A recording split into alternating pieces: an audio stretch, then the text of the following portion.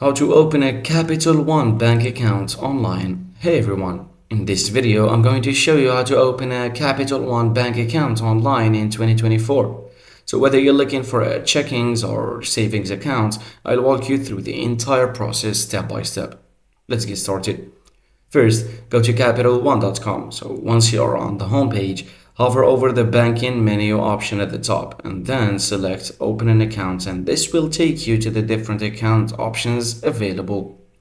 Next, you'll need to choose the type of account you want to open. Capital One offers various accounts including 360 checking, 360 savings and more.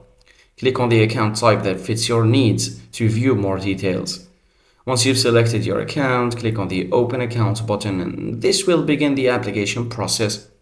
You'll be prompted to enter your personal information such as your name, address, email, and phone number.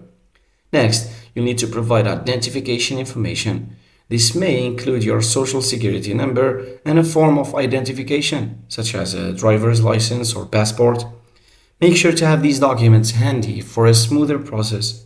After entering your information, you'll be asked to fund your new account, so you can do this by transferring money from another bank account or by setting up direct deposit.